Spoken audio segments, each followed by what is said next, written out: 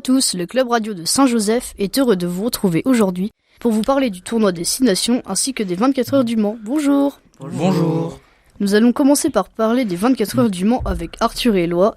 Et Éloi va maintenant nous parler de l'histoire des 24 heures. Alors bonjour, aujourd'hui je vais vous présenter la célèbre course d'endurance, les 24 heures du Mans. La course célébrera ses 100 ans cette année. Elle constitue la 4e épreuve du championnat du monde d'endurance 2023. Cette course iconique a vu le jour en 1923 à l'initiative de l'Automobile Club de l'Ouest. Dès la première édition, cette compétition s'impose comme la plus dure et la plus éprouvante des sports mécaniques. De nombreuses écuries participent à la course des 24 heures comme Porsche, qui est l'écurie qui a plus remporté les 24 heures du Mans. Cette course mythique est la 3e la plus prestigieuse au monde. Les voitures ont aussi beaucoup changé au fur et à mesure de ces 100 ans, comme la Porsche 917 ou la Ford GT40, la Jaguar Type D ou la Ferrari 166 et la Porsche 956 pour les plus connaisseurs. Merci Éloi. Maintenant, Arthur va nous parler du centenaire des 24 heures du Mans. Les festivités commenceront le 2 juin avec le pesage et continueront toute la semaine. Cette année, c'est la 100e année de la création des 24 heures du Mans. Mais ce n'est pas la 100e édition puisque les 24 heures ont été interrompues certaines années comme pendant les guerres. À année exceptionnelle, dispositif exceptionnel, puisque des constructeurs automobiles vont faire leur retour dans les catégories hypercars. À côté de la Toyota GR010, Peugeot va mettre sa 9x8, Porsche sa 963 et Ferrari sa 499P. Les grandes marques qui seront présentes sont Toyota, Ferrari, Porsche, Peugeot et Cadillac. Dans un communiqué, l'Automobile Club de l'Ouest annonce que plus aucun billet n'est disponible à la vente pour le week-end du 10 et 11 juin. La CO s'attend à des records de fréquentation. Les grands événements à noter sont la parade, le vendredi à 14h, le défilé centenaire à 21h et le concert à 22h15. Le samedi, la cérémonie de départ aura lieu à 14h et le départ à 16h et l'arrivée à la même heure le dimanche.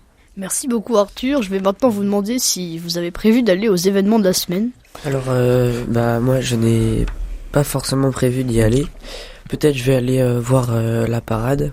Sinon, comme ça m'intéresse pas spécialement l'automobile, je vais pas forcément suivre. Éloi ?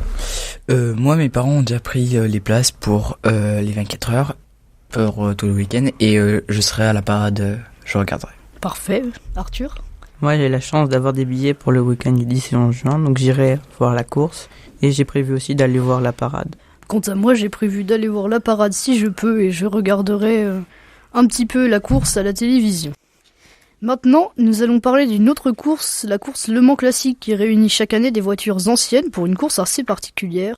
Arthur va nous en parler maintenant. Le Mans Classique a été créé en 2002 par Peter Otto en association avec la CO.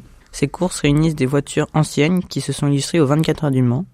En 2020, cet événement avait accueilli 200 850 spectateurs. Cette année, environ 800 voitures participeront aux courses et 8500 voitures de collection seront exposées. Peux-tu nous parler du déroulement, Arthur ? Le Mans Classique dure 3 jours, durant lesquels d'anciennes voitures appartenant à des plateaux, c'est-à-dire des voitures appartenant à un certain nombre d'années, font chacune une course d'1 heure. Il y a aussi la course Little Big Mans. Cette course a un départ Le Mans et les participants sont des enfants de 7 à 12 ans qui concourent sur des mini-voitures. Merci Arthur. Vous pouvez retrouver certaines des voitures à proximité des hôtels du Mans car les conducteurs viennent en général avec ces voitures. Vous pouvez aussi retrouver pendant la course certaines voitures qui sortiront du musée des 24 heures situé juste à côté du circuit au niveau des entrées. Elles sont en général exposées toute l'année dans le musée et elles sortent uniquement pour cette course particulière.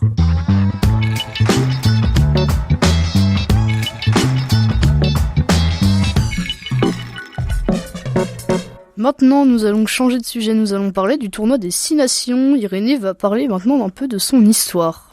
Alors, le tournoi des 6 nations est une compétition de rugby la plus ancienne au monde. Elle a été créée en 1882. Le dernier pays à être entré dans le tournoi est l'Italie vers les années 2000.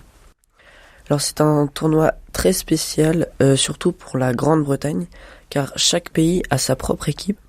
Et encore plus spécial pour l'Irlande, car l'Irlande du Nord et la République d'Irlande forment une et même équipe. Donc ça représente un pays qui n'existe pas en fait. Bien sûr. Et alors parce que on sait qu'en général ils sont divisés politiquement et est-ce que dans l'équipe ils sont soudés quand même, malgré les divisions qui existent dans leur pays? Alors, je ne suis pas assez connaisseur sur l'équipe d'Irlande, du coup je peux pas te répondre, Charles. En tout cas, c'est joli, ça réunit deux pays qui sont en général adversaires. Et pour gagner le tournoi, il faut battre toutes les autres équipes. Si ça arrive, on appelle ça un grand chelem. Sinon, c'est un classement en fonction des points et des différences entre les scores finaux des matchs.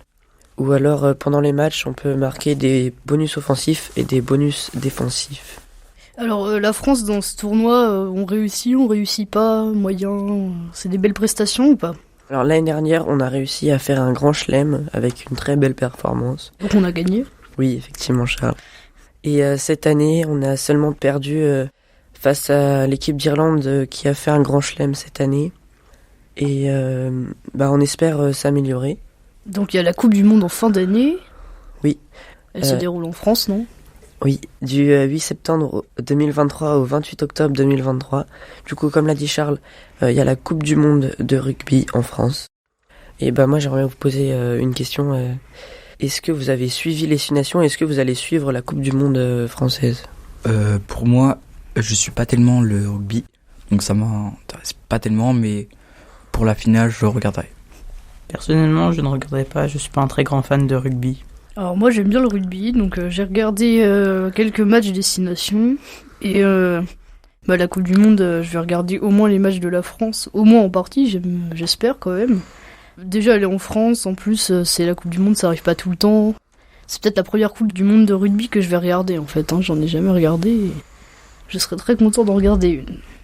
Moi, je vais sûrement suivre la France pendant la Coupe du Monde. Et j'ai suivi la France pendant ce tournoi de destination.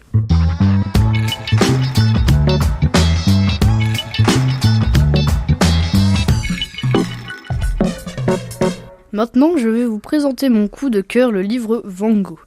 Le livre Van Gogh est un livre écrit par Timothée de Fontbelle. Il raconte l'histoire d'un jeune homme paranoïaque en quête de son passé.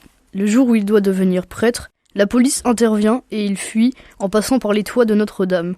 Ce livre est plein d'histoires mondiales, des personnages comme Hugo et Kenner, des objets comme le Graf Zeppelin ou le Hindenburg, ou encore des événements historiques comme l'incendie du Hindenburg sont présents.